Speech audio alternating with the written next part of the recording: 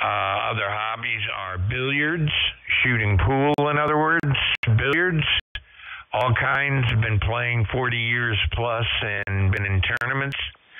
And cooking, I cook, and I watch old movies on Turner Classics. I like classic movies, and stuff like that. Play with the dog, build antennas, whatever. And ham radio, of course, is another hobby. Let me get it over to Steve. He can introduce himself. And Harry, nice of you to give me a call. Actually, you were testing, and it was nice to meet up with you. So let me get it to Steve, Harry. He's got comments for you, I'm sure. K1GMM. This is K2YN.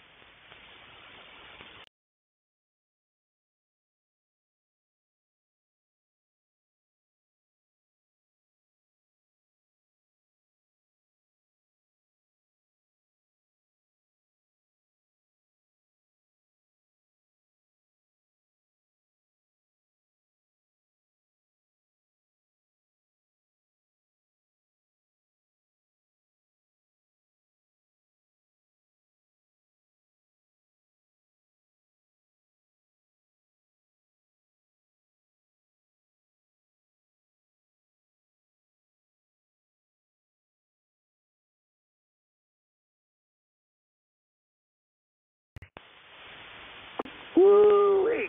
I can tell you right now, Steve, the check is in the mail. I haven't had flyers like that in years. Anyway, what I've got here and what I'm doing right now is I've got a FDX 3000 and I've got a Maritron 600. I'm probably running 300-400 watts, something like that. And I'm feeding it into a vertical 160, which goes up beside a poplar tree about 60 feet or so. At that juncture, I have a 80-meter coil trap, and then it goes on for about 40 or 50 feet horizontal to another big oak tree. As I told John, I raised some chickens here, and John mentioned the dog. Well, I have a half Great Pyrenees and half Andalusian Shepherd livestock dog, and he stays out in that 1 acre field with the chickens 24 hours a day. Those are his girls, and nothing bothers those chickens. Since I've had her, and she just turned a year old in October, I have not lost a chicken. We got a small farm here. It's nothing big. It's about 27 acres. And it's right between the Chesapeake Bay and the Potomac River in St. Mary's County, Maryland. I'm down close to the bottom.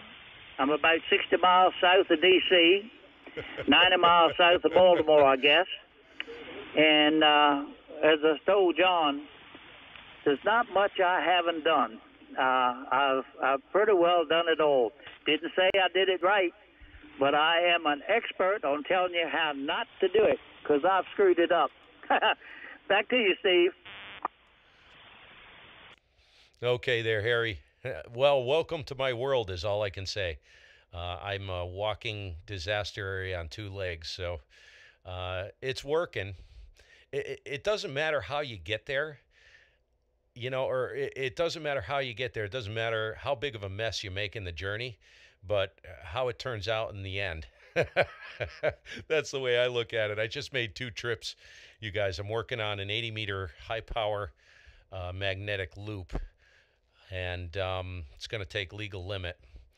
And I went up to get some parts and pieces up at the Home Depot today, and I was up there yesterday, and that's 2 trips I made, and I forgot I needed to bring a tap for a coupler, a bronze coupler between the motor drive and the vacuum variable, and so I could get the appropriate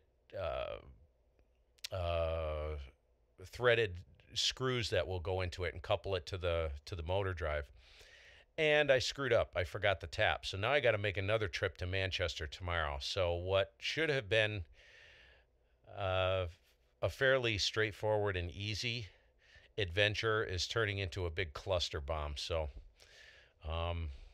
we'll see. See if I can knock some birds out of the sky with that thing there. Over. Pick it up, John. Oh, no. You guys are kicking it around now. I had you for about 8-10 minutes. And it's Steve's turn, I think. You're the star, Harry. You're the one that we want to talk to here. And well, you've done everything. Have you played billiards? Go ahead. Just extreme amateur. And I'm not good at it. I very, very, very much enjoy physics. I love to with John. I love to do it. Don't get me wrong. Find out he's got a big antenna project going. But I love to. I'll back the audio down a little bit so I can talk. Oh, yeah, wrong country. Yeah, there you go. Hey, Jared, how's it going, man? John. Because I know Steve and the rest of them want to come in there. Back to you, sir. WA3CCL. The audio. Yeah. Okay. Well, you did fireman, and you've definitely been a farmer, a chicken farmer, and name two more things that took up some of your time in your life. Go ahead. You got to be kidding. Well, I don't mind telling you. And, well, of course, oh, Lord, where do I begin? I've been a paid fireman, and then I've been a fire protection specialist. And the funny thing is, for the Naval Air Test Center, and they called me one night and said, "Hey, hurry up and put in a application. I've got only one man put in for safety manager, and we just want somebody else in there. Just scribble anything together." Okay. Looks like that's working. We'll go with that. Let me know if you hear any problems. The interview was 10 o'clock the next day, so you know it was scribbled. Doing them a favor. By 10:01, I was it. Anyway, I've like 60-some years, doing a lot of embalming and stuff like that. And the two funeral homes down here used to run ambulance. Well, they decided they wanted to get out of that business. 1 month, one funeral home would take it. 1 month, the other funeral home would take it. So myself and another fellow got together, and we started the very first rescue squad down here, long about 1960 or something like that. And we had a lot of fun with that. Some of them good old boys were really, really good at it. And, I like playing with amateur radio. After I took this extra test 2 or 3 times, I finally passed it. Testing. Right okay, now, audio should be when okay. I walked Let me know if you hear I anything was weird, 10 guys. feet tall.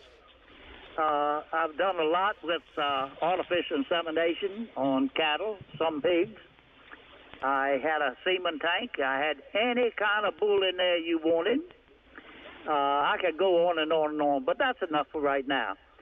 Back to you, sir. WA3CCL. Okay. Well, you certainly didn't let moss grow under your feet. Let's put it that way. You've been around the block and you've done quite a few things. That's great, Harry. Let me get it to Steve. This is K2YN. Go ahead, Steve. Okay, John. Yeah, thanks. K1GMM, Vermont. Harry, what is it with ham radio and guys that are EMTs and stuff like that?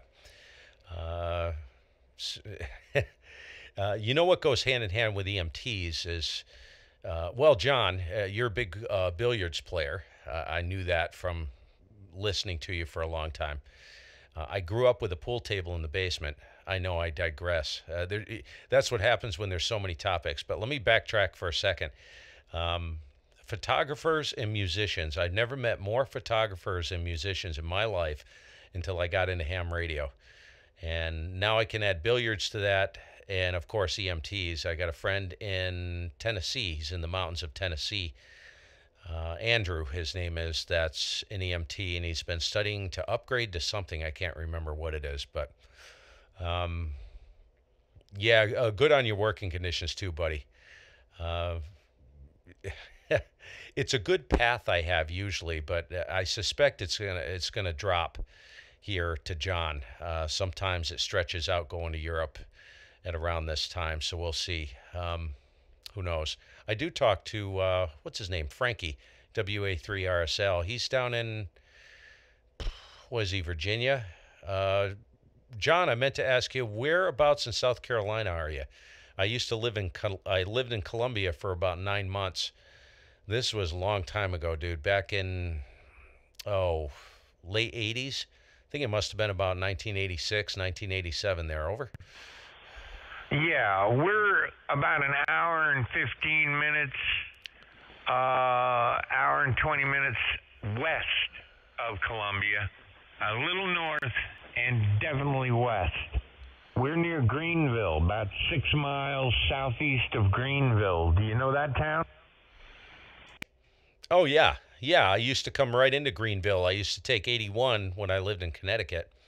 I'd take 81 down, 84 to 81 south, and at some point it would drop me, I believe, into Greenville, right? Doesn't 81 come in down there somewhere? I'd go down through North Carolina, and then I'd make the jump over to Columbia. So, yeah, I know where you're at there. Over. Yeah, your 81 would come down to 85. I think you took 85 into Columbia. Go ahead. That sounds right. I had to get off of 81. Yeah. So, now you do tournaments as well with billiards, correct? From what it sounds like I was saying before, I grew up with a pool table, and I've always wanted a pool table, dude.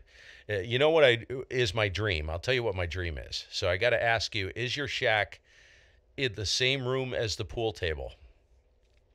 I've been wanting to redo the garage and build a garage, an additional garage, but turn the garage into basically a playroom.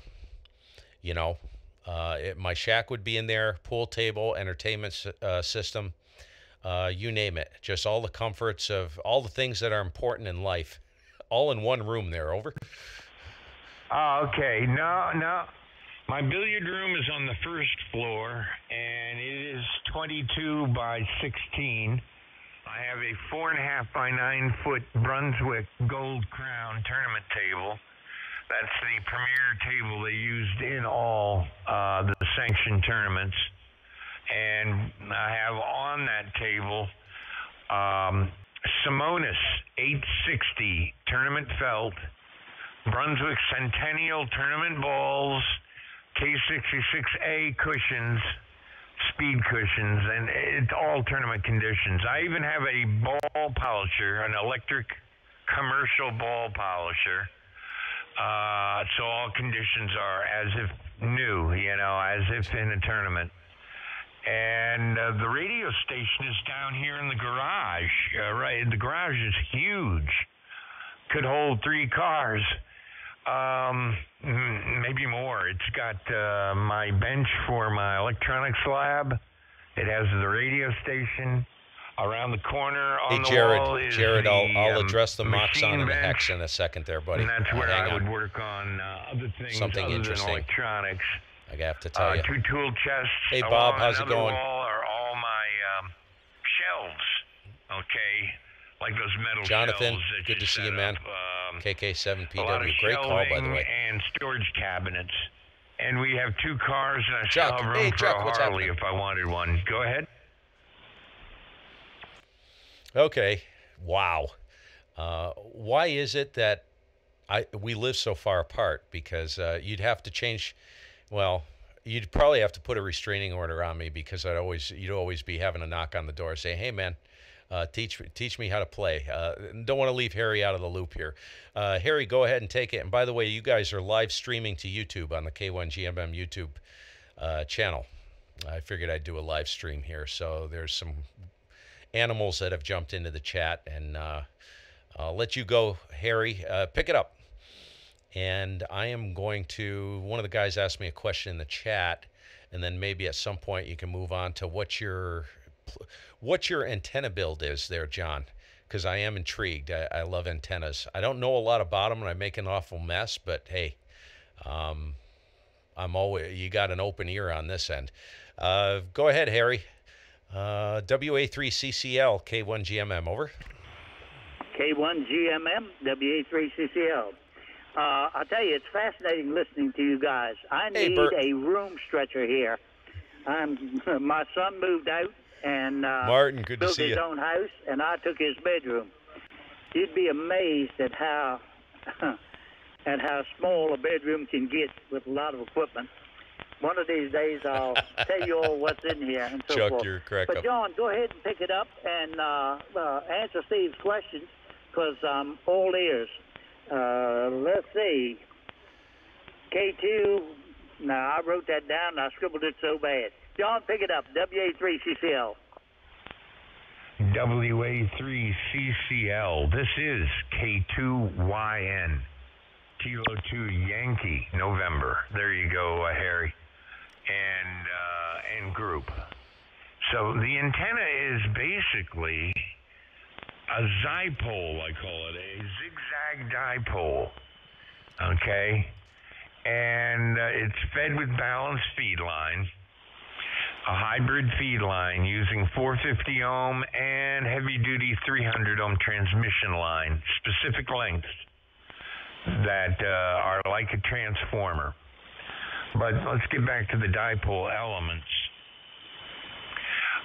It's not just a straight wire. What happens is I go 65 feet. Both sides are the same. Yeah, he's one of the big guns there, one Jared. side of the dipole. That's why I wanted to chat with him. It goes 65 feet one of the out big, from the feed great line. guys as far as ESSB audio on the eastern then seaboard. 65 feet back towards the feed line, 1 foot vertical, and 65 feet out. Okay? And it's a total of 197 feet of wire. So when you include both sides of the dipole, it's 396 feet of wire. Holy crap. Now, what happens here is, although on 80 and 160, it's a good performer. Hey, Paul, how's it going? According to EasyNet, it might get a couple decibels on a dipole, but that's about it. According to EasyNet, now that, Harry, is antenna design software. So you can evaluate your antenna after you design it and evaluate it for far field radiation, near field radiation, SWR, complex impedance, and gain and beam width, just everything. It generates all those numbers. So I spent several hours playing with this antenna and adjusting the lengths of the feed line to do certain things. But it says I get 10 dBi on 40 meters. Now, as I've explained to some other folks, DBD is 2.5 decibels, so it's 7.5 dBd. Now, in the software, I've modeled the Earth as medium. Now, my Earth may not be medium. It may be worse than that, for all I know, and that gain number will come down. But it looks like even if I strike it down and say my Earth is pretty bad, it's apparently, according to this software, I got 4 dB of gain at least. And I said, how come on 40 meters? And then I realized I had picked a convenient length, 65 feet. That's a half wave on 40. Well, it turns out the current peak on each wire is halfway up the wire and right in the middle. And all 3 wires, one is above the other, is above the other. All 3 wires are hitting their current peak in phase. That's the only thing I can figure out that's giving me the gain. Go ahead there, Steve. K2YN. Wow. K1GMM in the group. Dude, that's pretty significant. That's significant for a dipole type of antenna. Good Lord. You know what you're gonna have to do, John? You're gonna have to document this, fully test it, and get that up online somehow. Are you planning on doing that at some point? Well, I hadn't planned on it, but if it works really well, it has lobes, by the way, at 35 degrees, and the lobe width goes from 17 degrees to about 50 degrees, with a beam peak at about 35, 32 degrees. It's a pretty wicked angle. Now, I've modeled it to be at 75 feet here, so it's going to be interesting. Yeah, I'll probably bring a few sheets of paper together on it and see if it proves to be significant. Go ahead. Yeah, I would, dude. I would absolutely do that. By the way, the guys on the chat say you have great ESSB audio. So for the guys on the chat, what I'm going to do is ask you to give your working conditions, your rig. What are you running? And we've been chatting about this on. I've been playing with. I'm running SDR console with an Airspy HF Plus with an IF tap out of the 7300 with rig control. So I'm actually monitoring at 20 hertz to 7 kilohertz wide right now. And I really enjoy the ESSB aspect of the hobby. So I hate to interrogate you, but for the sake of the guys on the chat, go ahead and throw that out there, John. Over. Oh, okay. Okay, I'll be darned. You got a chat and everything going. Well, let's see. How do we, we'll get to the audio then. The microphone is relatively humble. It is an Electrovoice RE320. I picked that microphone because of I had heard it on the air with several ESSB operators, and I enjoyed the sound. But you know, we all know you can EQ a mic to do most anything if you're if you've got a good EQ system. So I felt this microphone would represent me well. The RE320 goes into a 6-band processor that was used by the less prolific broadcast stations. It's called the Behringer 9024, okay? And it has a 6-band parametric, a 6-band compressor, 6-band gate, 3-band exciter. That's for the highs. And a limiter and whatnot, as you can imagine. It even has a tube emulator, but I don't believe in those myself. I don't use that. But it's a nice piece. It used to cost several thousand. I got it for $100 mint.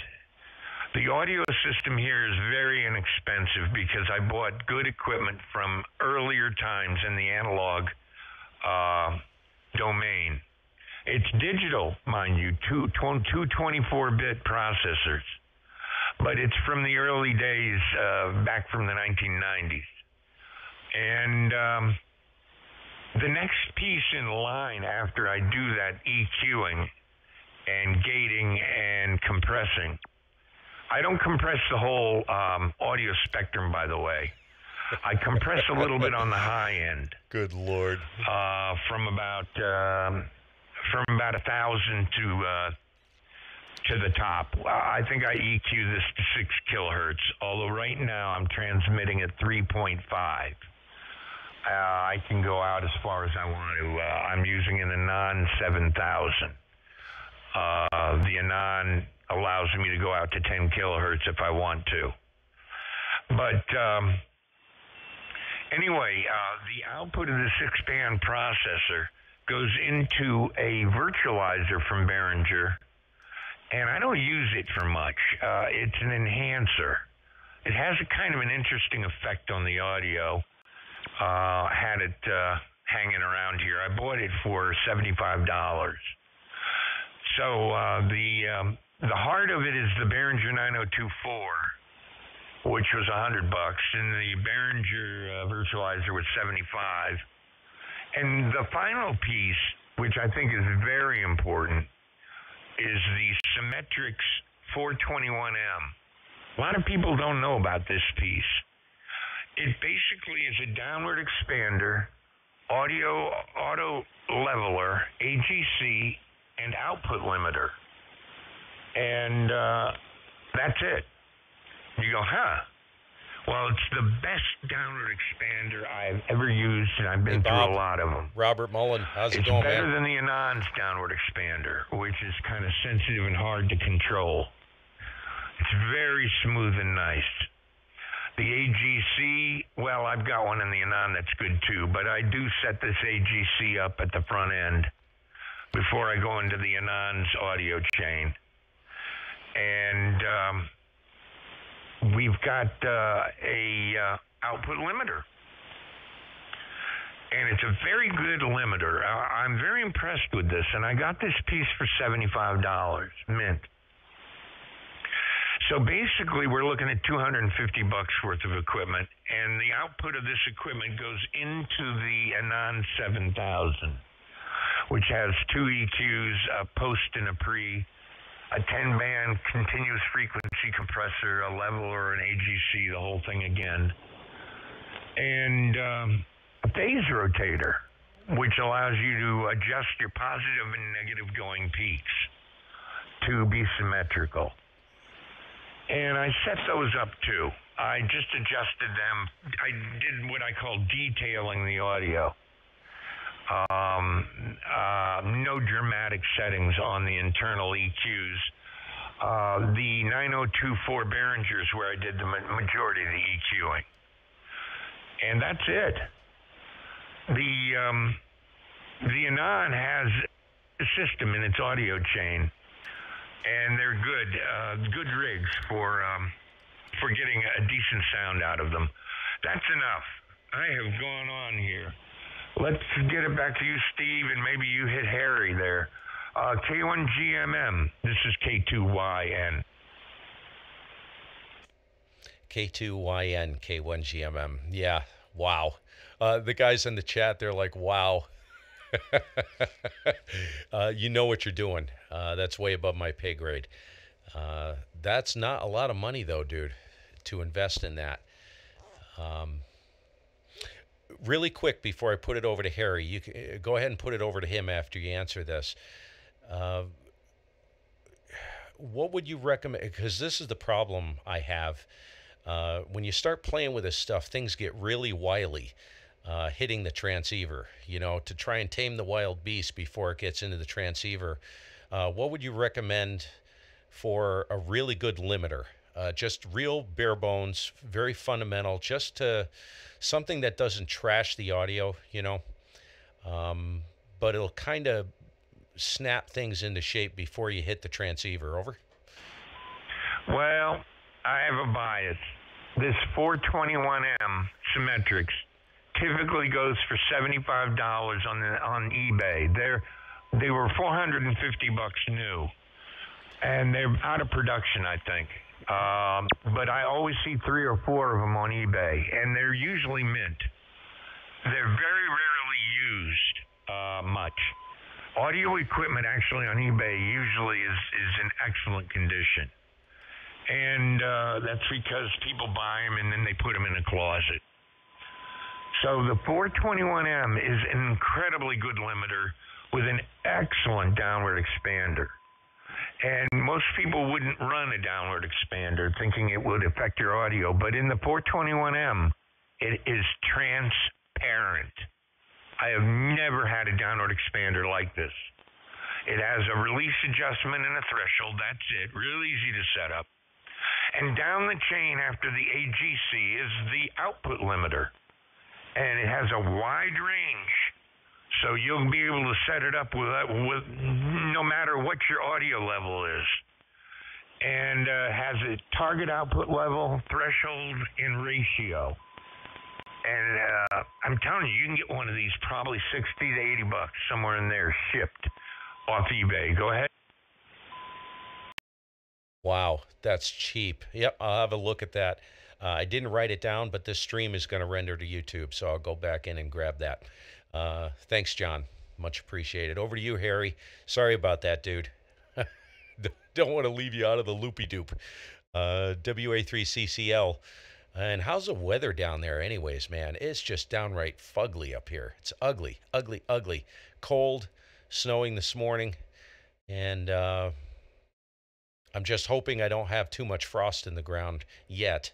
I have to dig a hole and drop a tube with some concrete in there to get this mag loop up and going for 80 meters. Put it over to you, man. Go ahead, Harry. K1GMM in the group. Roger, Roger, Roger. You timed that just exactly perfect. At this time is when I go out there and get the eggs up and take care of some stuff around here. Gentlemen, I thank you for letting me jump in here and listen. I have learned a lot. And if you don't mind, I'll come back again sometime. This is Whiskey Alpha 3, Charlie, Charlie Lima. Back to you, John. And again, thanks a whole lot. I appreciate it. Oh, no problem. Harry, it was neat bumping into you. You're quite a character, but you've had a lot of experiences in your life, and you're an interesting orator, too. It's nice to listen to you. You have a good day there, what's left of it, you know. I hope you get a good yield on those eggs. And if I don't talk to you before then, happy holidays to you and yours, Harry. WA3CCL, this is K2YN. I'll put it over to Steve. He'll give you his 73s. Bye-bye, Harry. Go ahead, Steve. Okay, Harry. Thanks, John. Yeah, Harry, great to meet you. Hopefully catch you again at some point. I hear you. I'll give you a shout for sure. Have a great holiday season. A very happy New Year coming, man. Great to meet you. We'll catch you later. Thank you, sir. Thank you, sir. I'm clear. Could you take a transmission for about 60 seconds or more? I got to do number one across the hall. It's that close. I can hear you, okay?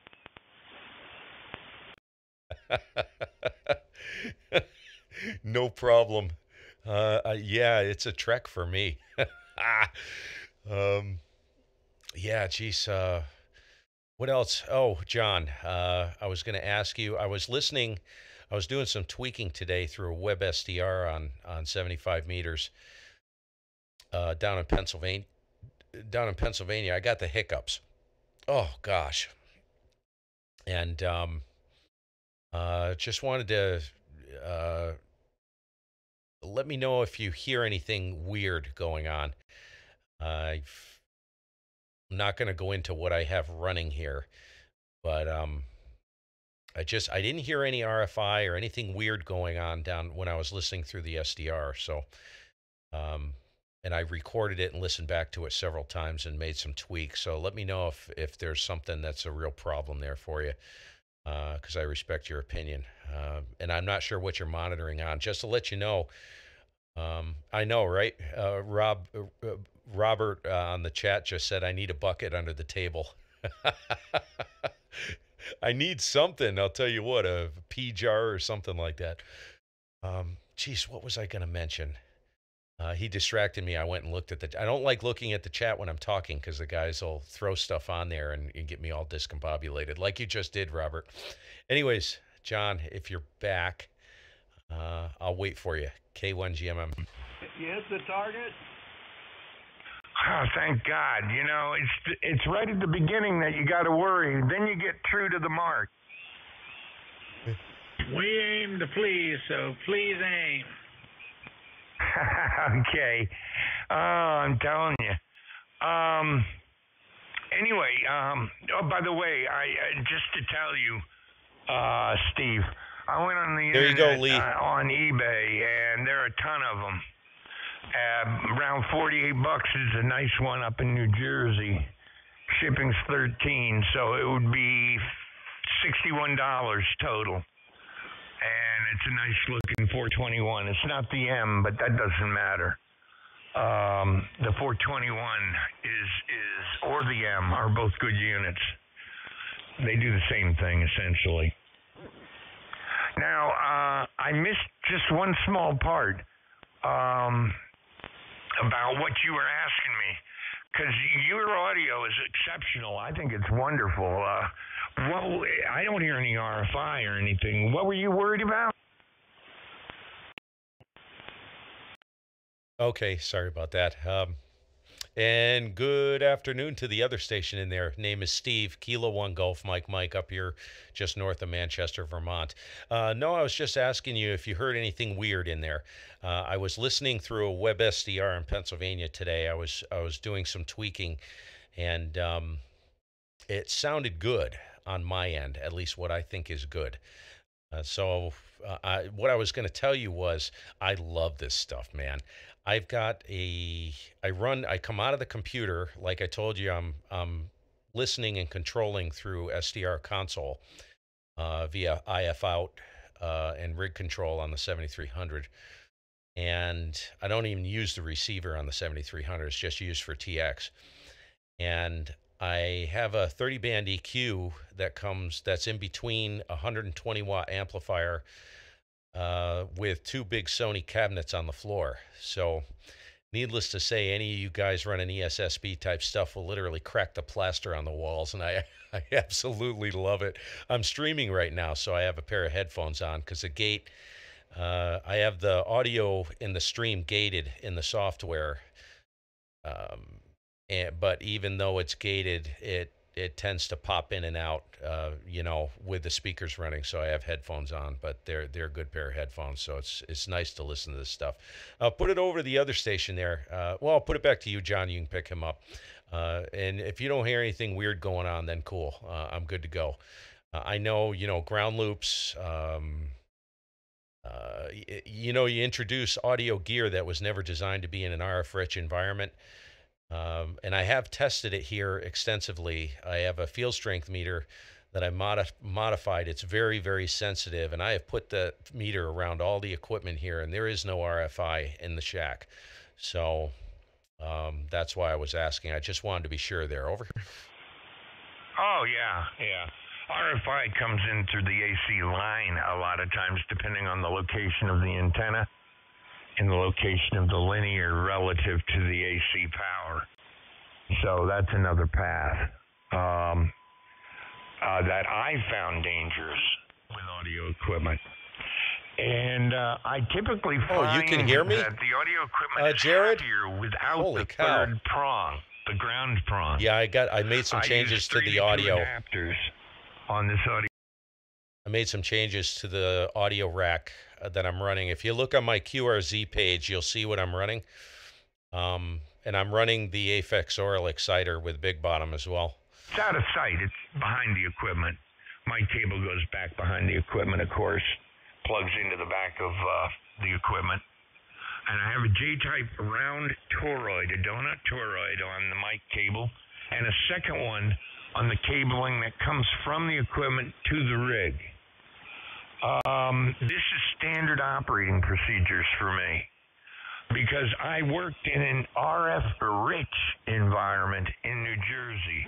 I was on the second floor. Grounding was not an option. It turns out I had some AC problems.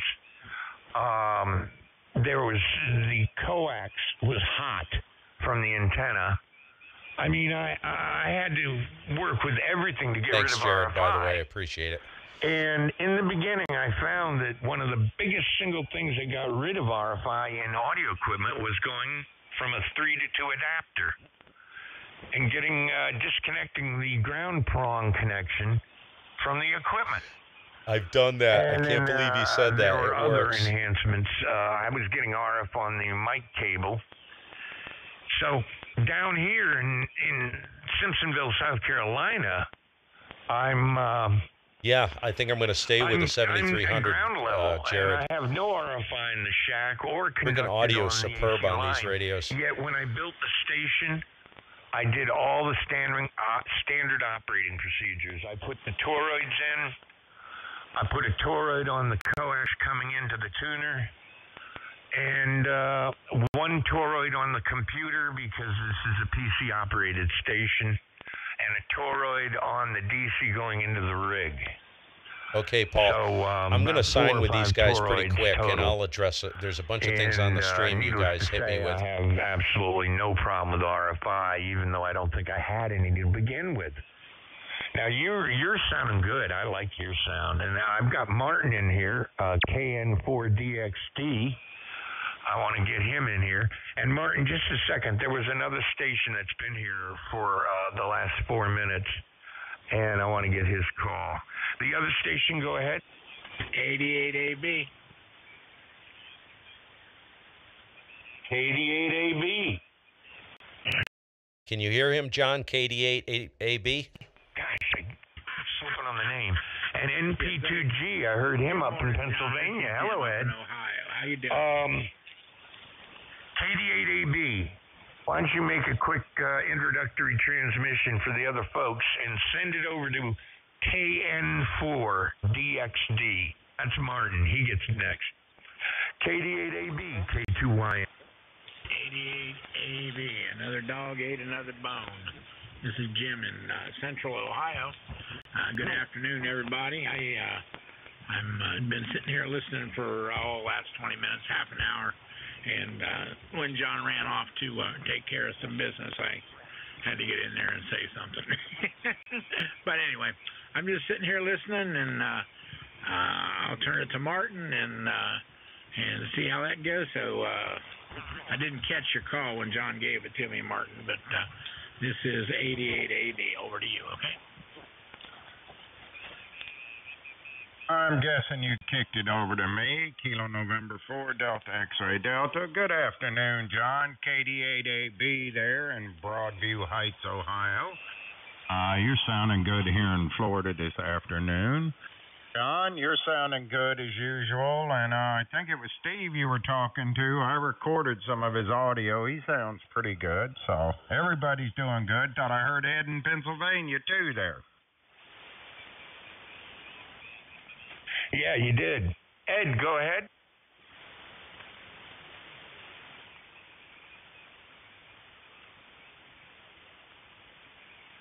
I wondered, man. You were way down. Folks, he's on 5 watts. He's about to flick on, 10 kW in just a moment. I thought he moved up to 25 kW, John. Yeah, Jim, what was that?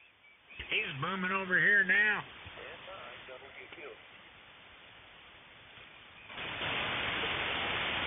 I can't hear him. Clarks. N9WQ, K2YN. Yep, audio's clean, no anomalies, good signal strength. Go ahead. Ranger, Dr. Thank you. Appreciate that. Name is Dave, but diamonds are very expensive. We're located right between the city and town called North Fond du Lac. We've got a improvement that's like an auto guide come through your home.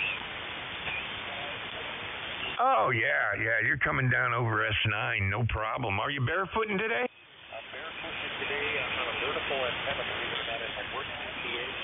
I've got one of my customers here.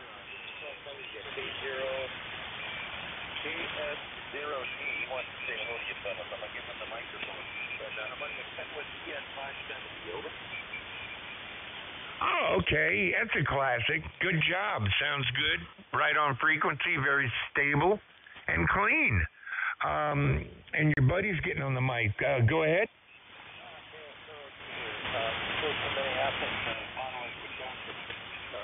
Originally from Fond du Lac area, lived in Appleton before the transferred over to the Twin Cities. I used to sell cooler radio for Motorola and Ericsson, and never got into being a ham until after playing some tested that online. I said, hey, you did well. You did. Just one other thing. Thank you for that. Bump it down to 2.8 kilohertz, see if I can pinch it a little bit. Get a better copy.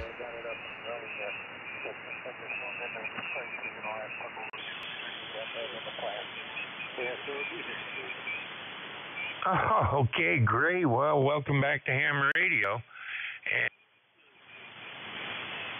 Thank you, sir. Appreciate it. What's your call?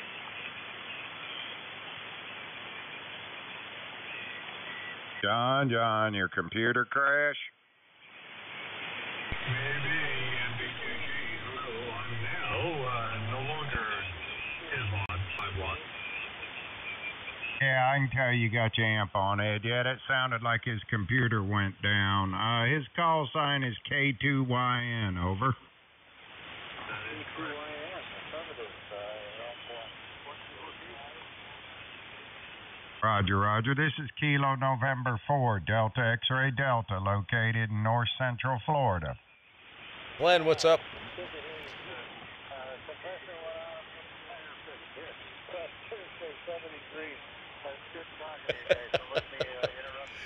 No flex, Ed. That's off the table, baby. Roger. 73s. Yeah, that definitely sounded like he just cut off mid-syllable Randy, there. good over. to see you, man. We're just Ragchew in here. I think John's system went down. It's kind of like you ever been around dirt bike racing and you hear them going through the woods just tearing it up, and then all of a sudden it just drops silent. It's generally when you go look for them. I got to see if I can You've been there, done that. take a standby with these guys. Oh, yeah, a couple times. So once or twice, much to my doctor's dismay. Oh, cool. How you doing up in PA today? KB9SIH, good to see you. It's a little chilly. We have snow going on and off, light snow. It's, what are you going to do, you know? That's the way it is. Yeah, Roger. It's actually got up to 67 here today. Of course, it's back down into the 30s tonight. But, you know, for us Southerners, that's subarctic conditions there, over. Hey, I'm going to take a standby, you guys. Anybody can hear me. K1GMM, Vermont. I'll be back. Roger, Vermont. We'll talk to you in a minute. It was very, very cold at 16. All righty. So let me hit the chat here. Things are getting busy in there. Okay. There was a question about, what do we got here? Hold on, let me take the stream out of loop. Not that you want to see me flapping my fat yap, but my cameras are in focus. Okay. Here we go. Oh, I pulled it down, Glenn. That was just that was a goofy video. I wasn't gonna leave that up there. Okay. There were some questions on the chat. You know what they say, and I'll say this again. You know what they say about opinions, don't you? They're like bungholes. Everybody's got one, and they all stink like a septic tank in a toilet bowl. Anyways, Hex versus Moxon. Yay. I'll give you my take. Let me give you a little history. There's two ways to look at those antennas. A Moxon has a little bit more gain than a Hex. Moxons, usually, if they're built right, and they don't even have to be high off the ground. They're around 7 to 7.5 dBi gain. A Hex, you're looking at max 5.5, lower DBD. Both of them can be run at equivalent heights. Which is a better antenna? I couldn't honestly tell you. I run a Hex here. It's a homebrew. I built it. It's built on Shakespeare Wonder Poles. For a 2-element beam, a multi-band 2-element beam, it's more compact and it's easier to construct. If you're looking at a 20-meter beam, a Hex is easier to construct, takes up less space. What I did with the Hex was, let me see if I can give you a picture. So I took a tube, a piece of top rail, it's called, from a big box store, about that long, 2 feet long, and I took 1/2-inch galvanized conduit, and I made a hub for the 6 spreaders for the Hex. and you cut the bottoms off of a Shakespeare Wonder Pole, and you just slide them onto the hub. Wrap the half-inch conduit and duct tape. So you make them about 2 feet. Cut 6 2-foot lengths of half-inch galvanized conduit. There's a video on my YouTube channel about how to build a portable hex.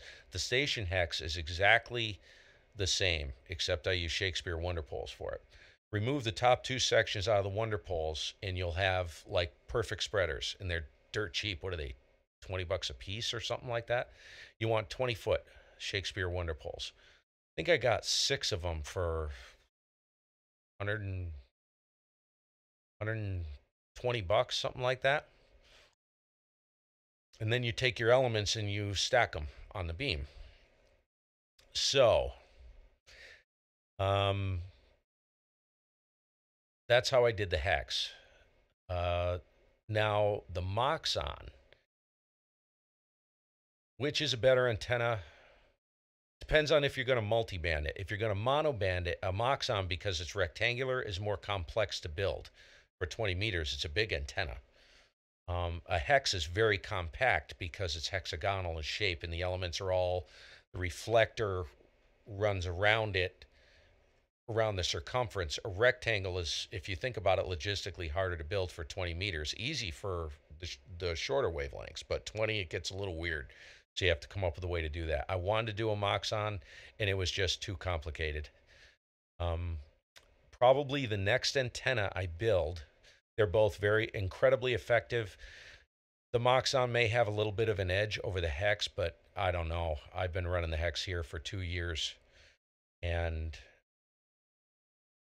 it's a tough antenna to beat for a 2-element beam. It really is. Load up 10 through 20 meters, 10, 15, 17, and 20.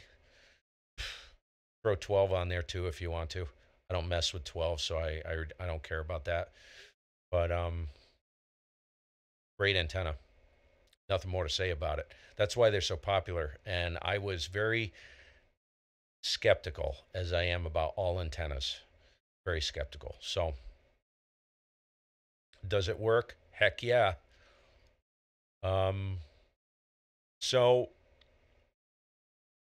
if you're going to build it yourself, far easier to build a hex than it is a Moxon. Will a Moxon edge it out? I seriously doubt it, because if you think about it, right, you're talking 7.5 dB as opposed to 5.5 dBi. That's only 2 dB. That's not even half an S unit.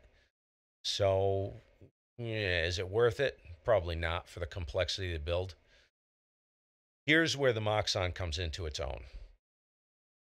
When I was on the CB band, I built this, and I had it when I first got my ticket. It was a 4-element hybrid Moxon. Absolutely the most killer antenna I'll probably ever have as long as I live. I ran that on 10 meters. I ran that on 10 meters, and I've figured out, I've run all the numbers on building a 20-meter 4-element hybrid Moxon. Now, the Moxons generate tremendous gain over a Yagi because of the capacitive coupling. They're also more compact than a Yagi. Now, I figured out a way to, I think you can get the materials from DX Engineering at a reasonable cost. You'd have to basically build it on a boom. So you'd have a boom, and you'd have to put spreaders on here.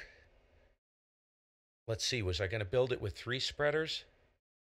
I think I was going to build it with 3 spreaders. So I'd have one at where the reflector is, one at the end of the first director. You'd have 2 directors, and then add one in the middle. Okay, so you'd have reflector, driven, director, director. Okay, so it's big. It's a big antenna. But going back to what I was saying before, I actually ran that 11-meter Moxon on 10 meters.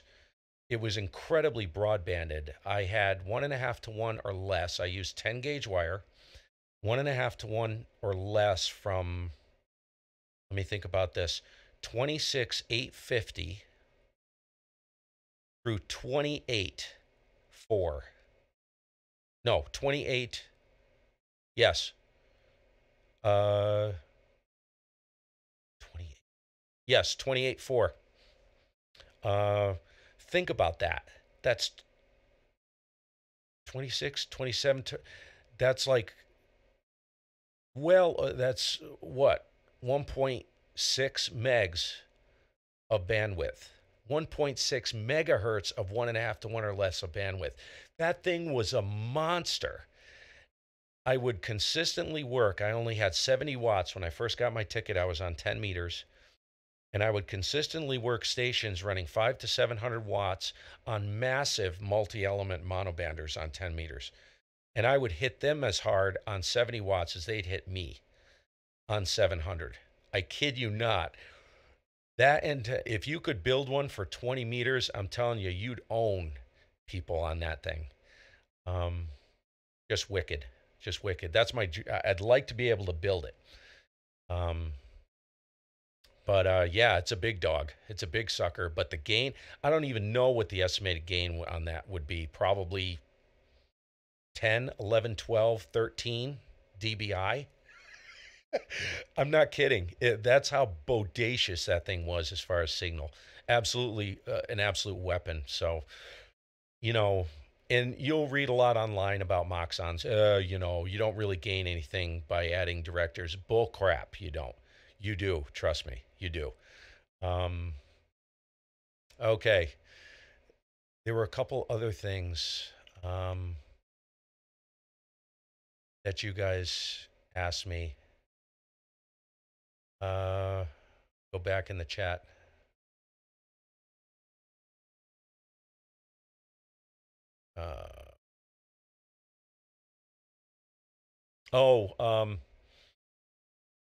Yeah, Glock. I was going to mention, did I mention to you guys, I don't think I have. I've been looking at possibly going to an FTDX 1200 only for the transmit, right? Because I wouldn't even use it for receive because I have the Airspy running. And I think I'm going to pull the plug on that idea. Because the 7300, like I was saying before, I was listening through, I was setting up, doing a little tweaking on the audio.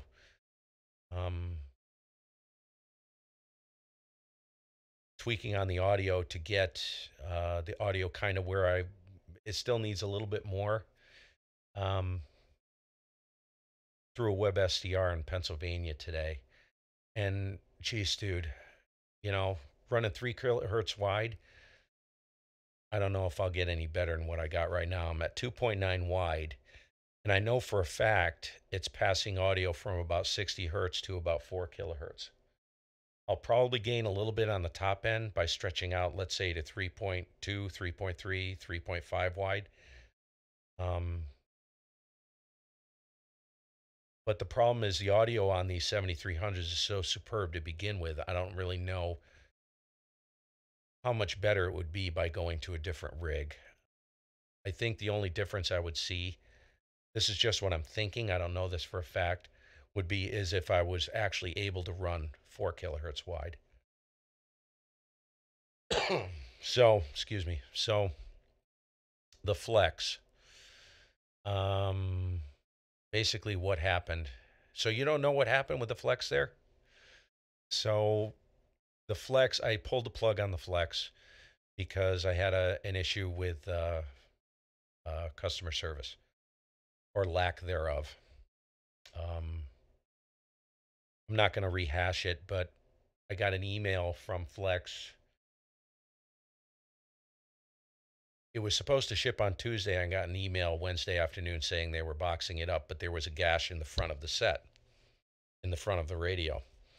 And they said, well, we'll knock $25 off if you'll take the radio. And I said, heck no, I'm not going to take the radio. I don't know what happened to that thing. Did it fall off a shelf? Someone run it over or throw it down the stairs or what, you know? I was frankly pretty insulted. And I said, well, I'll take it for the cost of a, what do you call it there? A pre-owned Flex. A lot of those pre-owned Flexes are nothing but demo models, like a Dayton. They've just been sitting there idling. Now, this is according to Flex. I don't even know if I believe them at this point because they lied twice to me. Well, they never got back to me that afternoon. I never heard another thing. So I said, you know what? I ain't playing this game. So I pulled the plug. I canceled the order. I'm not going to deal with that. So, you know, like I've told other people, I've got a 7300 sitting here. It doesn't even have not even the slightest hint of a blemish on this radio. It's over 2 years old. So, yeah, I'll pass. Thank you. And this seems to be working really good. Chuck, if you're still in there, Chuck, IF, yeah, don't even be tempted to hook that thing up to your rig. If you've got RF going in, actual RF coming out of your rig into your SDR play, don't do it. You'll take the front end out of that thing, something fierce. So yeah, grab the IF out. Now the FTDX 1200. Okay, so cool. If you're getting 3.6, yeah, no, believe it or not, Glock, the audio on, I can only transmit at 2.9 wide. On the, what you were hearing was 2.9 wide on the ICOM 7300. It listens at 3.6, but because I'm running the SDR console, I'm actually listening from 20 hertz. I'm grabbing audio from 20 hertz all the way to 7 kilohertz. That's where the ESSB setting is. So if you said it sounded good, and what I found is that even though the ICOM only transmits at 2.9 wide, it will actually pass audio from at least 60 hertz, maybe even a little bit below that, to 4 kilohertz. Even though what you'll see on the waterfall, like if you look at it close on the waterfall or on a audio spectrum scope, you'll actually see it move above 2.9 kilohertz, and it'll move all the way up to 4 kilohertz. So you can cram, that's what I mean. You can cram a ton of audio through this set. So what I'm really looking at is the quality of the audio. Would it be worth going to a 1200? You're saying menu 4K TX, but it dies at 4. See, my question is, how much audio can you cram through that 4 kilohertz pipe? Because if you think about it, if you think about the audio, you've got, let's say, the ICOM has a pipe, a diameter of 2.9 kilohertz. Well, how much audio can you actually push through that pipe? And that's where the ICOM is really amazing. See, it almost doesn't matter how wide you can go. It's how much audio of the spectrum you can actually cram through that amount of bandwidth.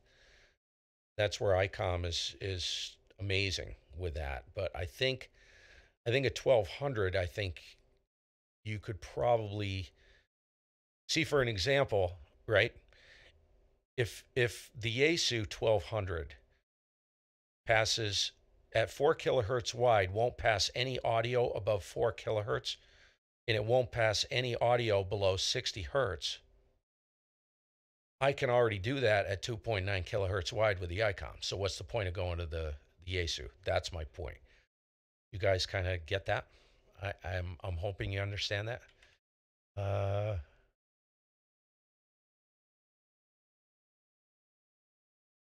So I think that's it.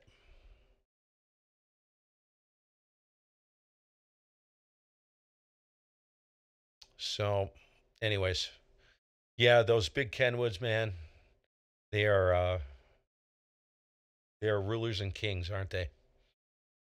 We'll listen for a second and see if John's back in there. Yeah, if you could research that, see what the maximum.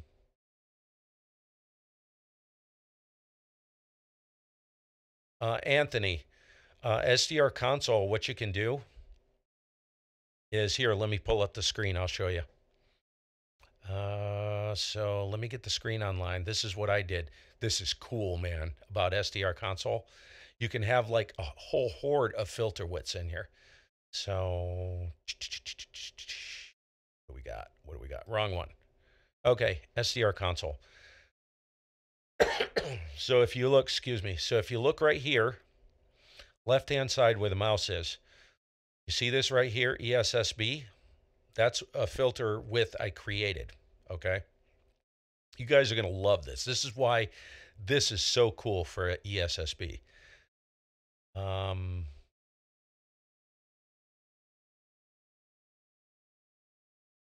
So if you go to this top button in the top left corner, click on this, it'll open this window, filter definitions for SSB. So I'll click the ESSB, the one I created, click edit. Okay, you can set your parameters right here of how much of the audio spectrum you want to grab, right? So I have mine set at 70 hertz to 7,000 hertz.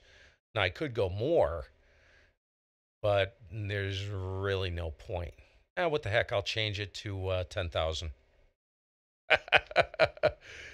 1,000, 10,000. Just for giggles. I haven't messed with anything else, but I can tell you, click OK.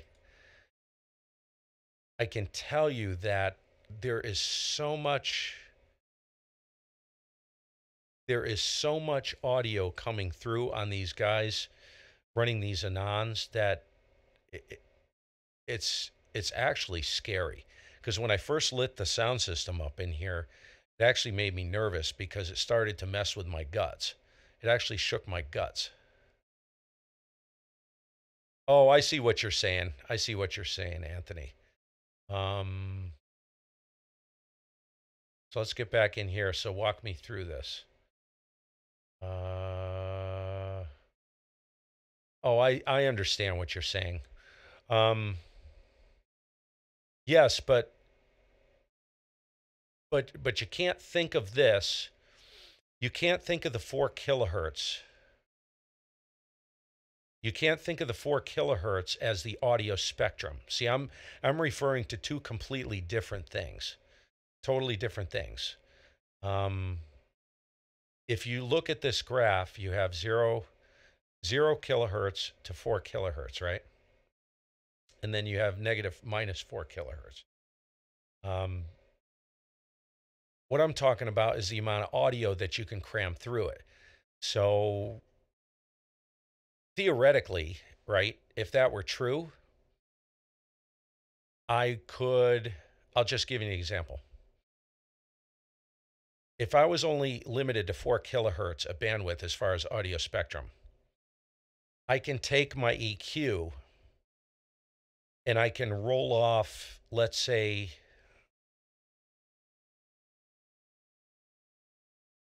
5 kilohertz, 6.2 kilohertz, and 8 kilohertz. I can roll those off on an ESSB signal at, let's say, 3 to 4 kilohertz wide, and not hear it affect anything. And yet I can. I actually can. I can hear the top end come down. So it's actually passing more audio than what it's telling you it's capable of. You see where I'm going? It's fascinating. That's where this ESSB stuff is just insane. Anyways, I'm going to get the rig back on just really quick. We'll listen, see if John's still in there. I don't see anything on the scope.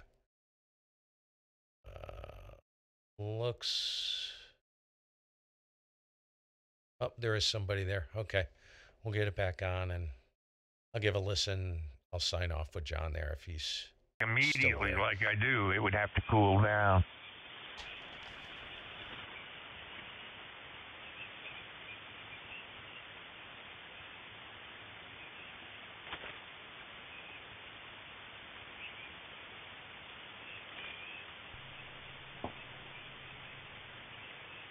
Oh, he may have, it's 4:30, so he may have moved down to 75 meters.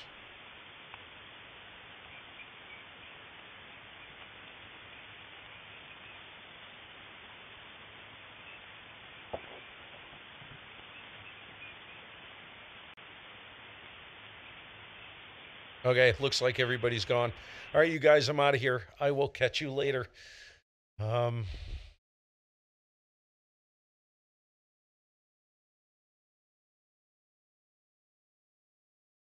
Yeah. All right, you guys, you behave yourselves. I'm out of here. I've been in here an hour. Jeez, an hour and 15 minutes. Why do these things always end up so drawn out and just a whole load of carnage? I got to get upstairs, get a fire going, man. This house is like subarctic. Good to see you all. Fun stuff to play with, isn't it? The real test, I think, is going to be whether the latency is a killer in the contest environment. I think the jury's out on that. It's not much. It's not, the latency isn't bad. It's probably half second. So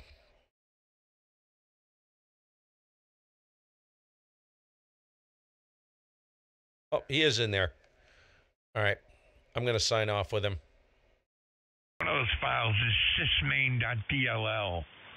So I'm onto it. It's software. I have a fresh copy of Windows 10 I'm going to put in, Marty.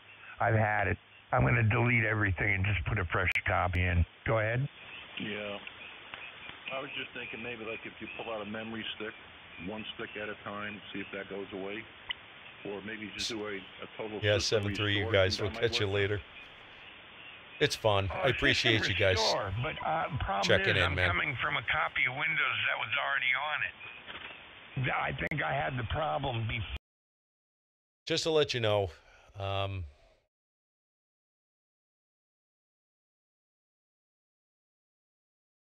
ooh, yeah, 40, 75 meter antennas. I can't wait to get this mag loop going. I cannot wait. Oh, this thing, I'm really crossing my fingers that this thing works really good. It's big though. It's going to be 7 feet diameter, 2-turn loop. It's built off of a model designed by a guy in VK, and it will take legal limit, believe it or not. Absolute freaking monster. So I'm starting work on that tomorrow, and I'm going to do a detailed build on that with video and everything. So inspect the whole thing out so people can do it. It's not a cheap antenna, man. It's expensive, but we'll give it a go. The models are fascinating with this thing. 30-degree angle of radiation on 75, 80 meters on an antenna that's 6 feet off the ground. That's only like 2 to 3 dB down. A half-wave dipole on 80 meters at half-wave off the ground, which is virtually impossible. Yeah. Pretty interesting. So we'll see what happens with that. Pretty cool. I'm not gonna bother John. I'll catch you guys later. Have a great evening. Thanks for stopping by. 7-3. Good to see y'all.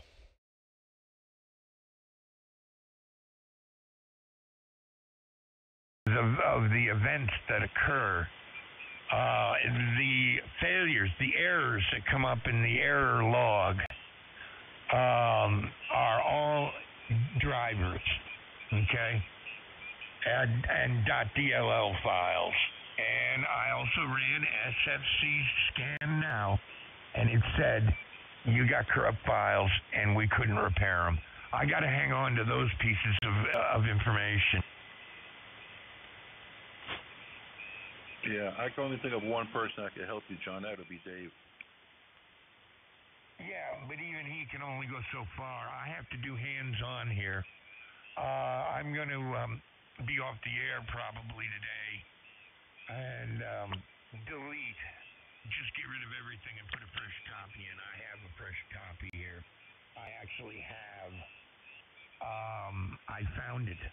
It's an older version, and I'll have to do updates.